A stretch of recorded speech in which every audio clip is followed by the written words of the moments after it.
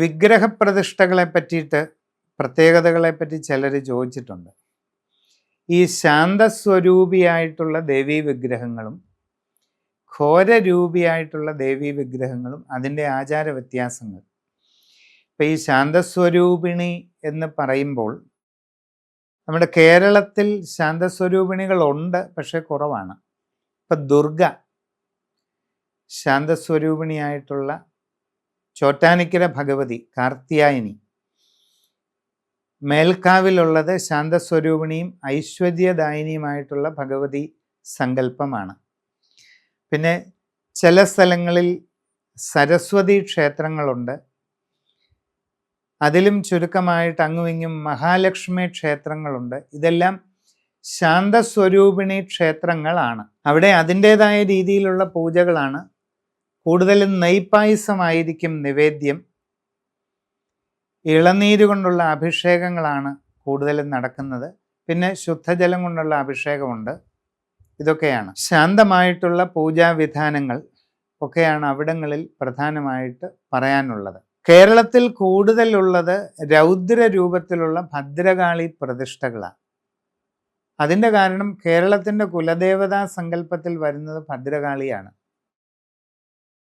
അങ്ങുമിങ്ങും കുറച്ച് വനദുർഗ ക്ഷേത്രങ്ങളുണ്ട്. പലരും വിചാരിക്കുന്നത് പോലെ വനദുർഗ ശാന്തരൂപിണി അല്ല, രൗദ്രരൂപിണി തന്നെയാണ്. ഭദ്രകാളിയുടെ ധ്യാനത്തിൽ നിന്നും വ്യത്യസ്തമായി വനാന്തരത്തിൽ അധിവസിക്കുന്ന യുദ്ധദേവതാ സങ്കല്പമാണ് വനദുർഗ. പക്ഷെ അത് ശാന്തരൂപിണി അല്ല. അപ്പം ഈ ഭദ്രകാളി തന്നെ 3 വിധാനത്തിൽ അല്ലെങ്കിൽ 4 വിധാനത്തിലൊക്കെ ഉണ്ട്.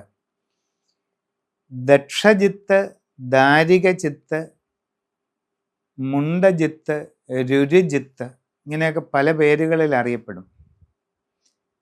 ദക്ഷയാഗം മുടക്കിയ സതിയുടെ പുനരാവിഷ്കാര രൂപത്തിലുള്ള ഭദ്രകാളി സങ്കല്പമാണ് ദക്ഷജിത്ത്.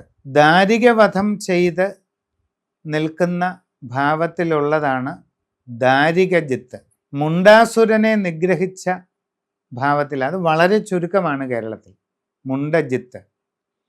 4മത്തേത് രുരുജിത്ത്.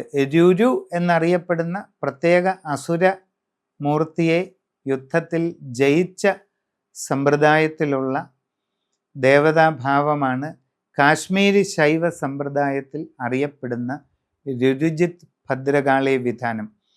കേരളത്തിലെ 13 പ്രധാനപ്പെട്ട കാവുകളിൽ 13.5 എന്നറിയപ്പെടുന്ന പ്രധാനപ്പെട്ട ശാക്തേയ പീഠങ്ങളിൽ കുടികൊള്ളുന്നത് ഈ രുരുജിത്ത് കാളിയാണ്. നമ്മൾ നേരെ കയറി ചെല്ലുമ്പോൾ ഭദ്രകാളി, പൂർണ്ണ രൂപത്തിലുള്ള ഭദ്രകാളി, അതോടൊപ്പം തന്നെ ശിവൻ, സപ്തമാതൃക്കൾ, കന്യാകോണിൽ ഗണപതി, മീനരാശിയിൽ ഈശാന കോണിൽ കാലഭൈരവൻ. ഏറെക്കുറെ ഇതാണ് രുരുജിത്ത് ക്ഷേത്രത്തിലെ ഒരു പ്രതിഷ്ഠാ വിധാനം.